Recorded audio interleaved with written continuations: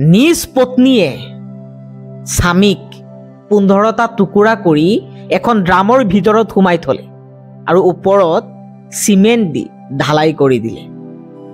পৰকীয়া প্ৰেম এক ভয়ংকৰ ঘটনা সংঘটিত হৈছে। আমাৰ সমাজখনে জানিব লাগে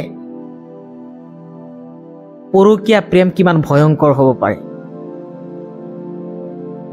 স্বামীয়ে পত্নীৰ বাবে কি নকৰে, নিজৰ জীৱন পৰ্যন্ত দি উপাৰ্জন কৰি খুৱাই নিজৰ সন্তানৰ বাবে, নিজৰ পত্নীৰ বাবে কষ্ট কৰি বহু পুৰুষ বিদেশত যায়, বহু পুৰুষ নিজৰ জীৱন হেৰুৱাই বিদেশত গৈ, আৰু পত্নীয়ে ঘৰত থাকি অবৈধ সম্পৰ্ক স্থাপন কৰি স্বামীক শেষ কৰি পেলাইছে। এই ঘটনাটো সংঘটিত হৈছে উত্তৰ প্ৰদেশৰ মিৰাটত। ঘটনাটো আপোনালোকক এইকাৰণে কৈছোঁ কাৰণ এনেকুৱা বহু ঘটনা আমাৰ সমাজত যাতে নহয়, এনেকুৱা ঘটনা হোৱাৰ পৰা যাতে আমাৰ সমাজখন বাচি থাকে আৰু অবৈধ বহু এনেকুৱা কাম চলে, অবৈধ বহু এনেকুৱা সম্পৰ্কৰ আমি ভিডিঅ' সামাজিক মাধ্যমত দেখিবলৈ পাওঁ, যাতে সমাজ সংস্কাৰ হয়। চাওক, এই ঘটনাটো ক'ত হৈছে? উত্তৰ প্ৰদেশৰ মিৰাটত। ষ্টৰিটো মই আপোনালোকক কৈ আছোঁ। বহু বছৰ আগৰ পৰাই মানে স্বামী চাকৰি কৰে নৌসেনাত। সেই স্বামী প্ৰথমতে বিয়া পাতিলে, কন্যা সন্তান হ'ল।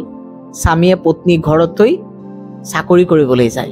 এই ঘৰত থাকি পত্নীয়ে আন এজন ঘৰৰ কাষৰ এজন পুৰুষৰ লগত অবৈধ সম্পৰ্ক কৰিলে, পৰকীয়া প্ৰেম কৰিলে, আৰু লাহে লাহে এই প্ৰেমটো, পৰকীয়াটো বৃদ্ধি পালে।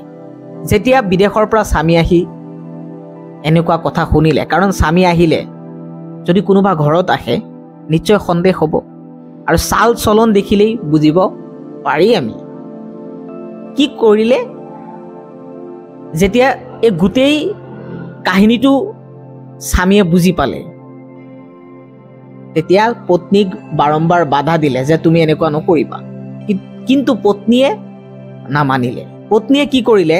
সেই পৰকীয়া প্ৰেমিক যে আছে, সেই প্ৰেমিকৰ লগ লৈ সেই স্বামীক হত্যাৰ প্লানিং কৰিলে। তেওঁ 4 মাৰ্চত, এই মাহৰ 4 মাৰ্চত, যোৱা 4 মাৰ্চত স্বামী ঘৰত খাবলৈ বহিছে, টোপনিৰ টেবলেট খুৱাই দিছে। টোপনিৰ টেবলেট খুৱাই যেতিয়া অচেতন হৈ পৰি গৈছে, তেতিয়া স্বামীক নিজৰ পত্নীয়েই আৰু পৰকীয়া প্ৰেমিকক লৈ গোটেই শৰীৰ টুকুৰা টুকুৰ কৰিলে, কৰি এটা ড্ৰামৰ ভিতৰত থৈ দিলে, থৈ ওপৰত চিমেণ্ট মছলা দি পেলাই প্লাষ্টাৰ কৰি দিলে। আপুনি ভাবক যে এনেকুৱা কাম কিয় হৈছে? পৰকীয়া প্ৰেমৰ কাৰণে হৈছে।